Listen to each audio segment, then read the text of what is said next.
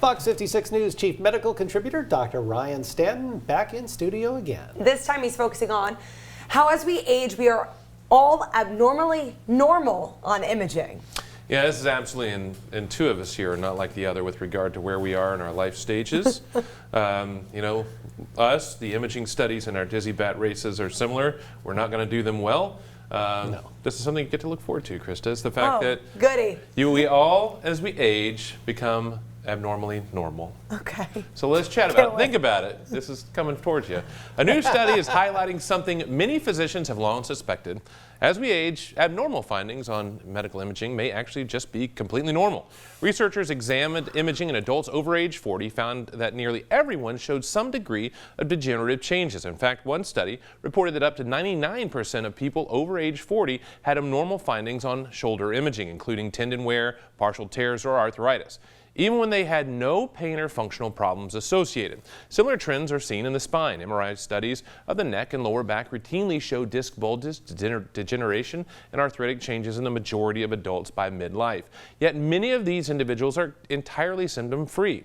Experts say these findings are often part of normal aging rather than evidence of disease. The takeaway is for patients is very important. Imaging results must be interpreted in the context of symptoms, physical exam, and overall function. Just because a scan shows a tear, a bulge, or degeneration doesn't mean it's the source of pain or that surgery or aggressive treatments are needed. This research reinforces a growing message in medicine: treat the patient, not the picture. As imaging technology becomes more sensitive, understanding what truly matters clinically is more important than ever. So this is a big issue I deal with a ton in the emergency department, because folks have an MRI that shows they have some disc bulging and think that's the reason they have back pain and not the fact that they tried to lift a giant pallet of bricks or something.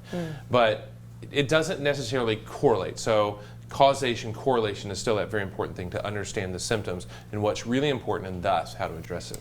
I don't think I'm going to be picking up a box of bricks anytime soon, but is there any way I could slow down the process of aging? Well, the most important thing is to stay, is physical wellness. Do we put strain on the bones, or are we putting strain on the muscles?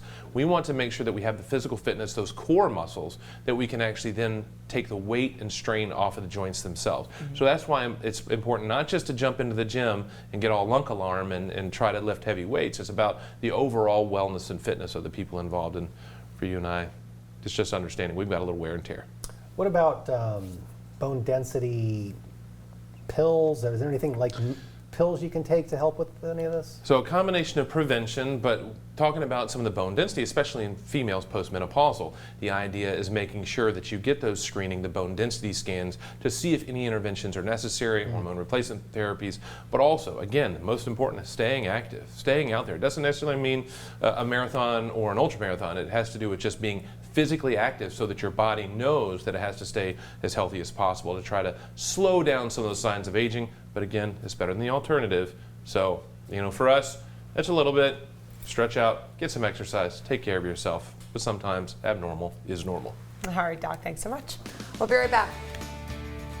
You're watching Fox 56 News, our home, your news.